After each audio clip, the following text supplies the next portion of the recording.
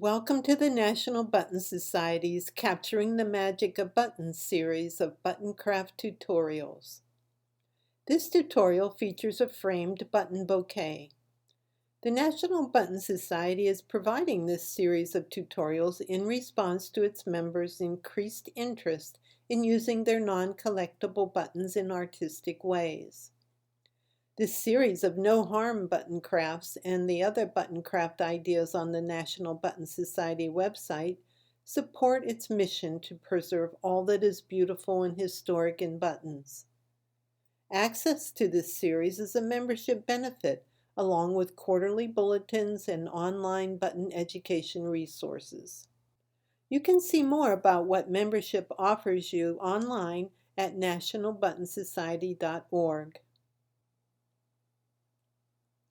The Framed Button Bouquet project is a great way to create a painting with buttons that will help you get your pretty floral motif buttons out of a jar or box and on a wall where you can enjoy seeing them. To do this project, you'll need a frame, decorative paper, cardboard, cutting board, scissors or rotary cutter, tacky glue, X-Acto knife, skewer or awl, coated wire, buttons, embroidery thread, and a ribbon, which is optional. Now let's get started on step 1. Your first step is to find a frame. This plastic one that we'll use in the tutorial is from a thrift store. Whether you have a frame in your house that will work or you have to go shop for one, pick one that measures at least 9 3/8 inch by 7 1/8 inch at the frame opening on the back. Yours can be larger. You'll just have more space between your bouquet and the frame, or you can use more buttons. Step 2 is to pick and trim a background paper. This gingham-like paper is from the scrapbooking section of a craft supply store. It makes a good complement to the bouquet design and colors. Mark the size of the frame opening onto the paper you've chosen and use a paper cutter, scissors, or rotary cutter to trim it to fit. For step 3, find a thin piece of cardboard to use as the backing board. Used here is a pre-used mailing envelope, but you can also use cardboard from cereal or food boxes or the like. Measure and trim the board to the same size as your paper. Step 4 is to apply glue to one side of the cardboard. Before it dries, line up your paper to fit edge to edge. Double check that the glued board fits into the back area of the frame. If it doesn't, you can trim it to fit. Your fifth step is the fun part. Go through your pretty colorful buttons and pick out your favorite florals. If the size of your board is the same as specified in this tutorial, 9 3/8 inch by 7 1/8 inch, pick out at least 48 buttons. If your board is bigger, pick out several more favorites. You can always add or subtract buttons when you do your layout. You'll need some large eye catchers, some mediums, and some small buttons to create a good balance. Start laying out your buttons to create a pretty and balanced design. Space the colors apart so all the reds or yellows aren't too close to each other. A metallic ribbon button will be used to gather the flower stems. We'll add the stems at the end. If you don't have a bow button, you can use a ribbon bow or something else you might have. When the layout is the way you like it, take a photo of it so you can refer back to it when your buttons are taken off the board.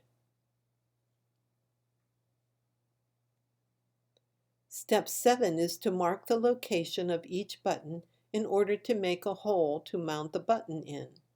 A mechanical lead pencil works well for sew-through buttons because the lead can be made long enough to go through the hole and onto the paper. For shanked buttons, slide the button over a bit or lift it up to mark where the hole is to go. Take each button off the board after the location is marked. And if you don't have a camera like I mentioned in the previous step, put a number under each button before you lift it off the board. Duplicate the numbers on a sheet of paper and place each button under its corresponding number. When it's time to mount the buttons on the board, you just have to match the numbers. In step 8, use an X-Acto knife to cut an X into the board where the mark is. A skewer is shown in the photo, but an awl or any other sharp and narrow tool will work to push a hole all the way through the board where the X is.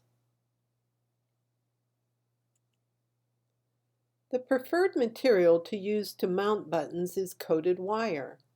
You can find Category 6 wire, also known as Cat 6 wire, at home improvement stores, or if you have a Habitat for Humanity thrift store in your area, you might find reels of coated wire there.